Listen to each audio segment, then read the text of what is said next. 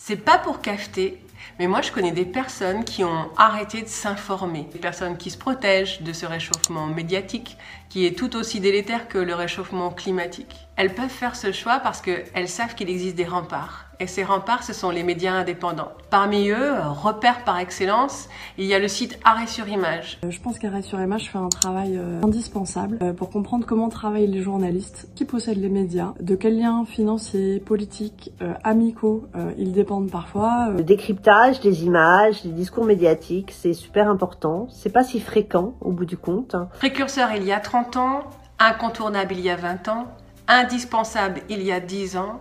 Aujourd'hui, le site Arrêt sur Image est de première nécessité. Faire de l'analyse des médias et de la critique des médias comme le fait Arrêt sur Image, je pense que ça revient à se donner les outils pour comprendre ce qu'on regarde, ce qu'on écoute et ce qu'on lit. Et je sais que j'y retrouverai des invités qu'on n'aura pas forcément vus ailleurs, des analyses que j'aurais pas entendues ailleurs. 30 ans. Et oui, ça fait 30 ans déjà qu'Arrêt sur Image déconstruit toutes les manipulations médiatiques, d'où qu'elles viennent.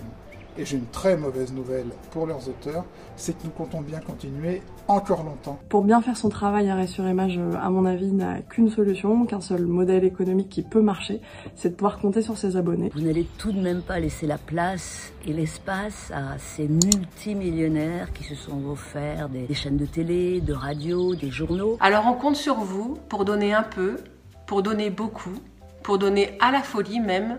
On compte sur vous pour donner sans compter. Cette année, donc, l'émission Arrêt sur Image fête ses 30 ans et pour l'occasion, on a eu envie d'organiser une petite fête le mercredi 14 mai à partir de 18 h à la station Gare des Mines dans le 18e arrondissement de Paris. Ce soir-là, on va tourner 2 émissions en direct, il y aura à boire et à manger et vous pourrez acheter des livres et des goodies pour nous donner un peu de force. On vous attend nombreux. Et pour mettre en place plus d'initiatives comme celle-ci, on a besoin de vous. Ça peut être venir vous rencontrer partout en France, proposer de nouveaux formats ou continuer l'émission pour 30 années de plus. Parce que prendre le temps de déconstruire, de décrypter l'actualité dans le menu détail chaque semaine sur notre plateau, dans la plus totale indépendance, cela a un coût.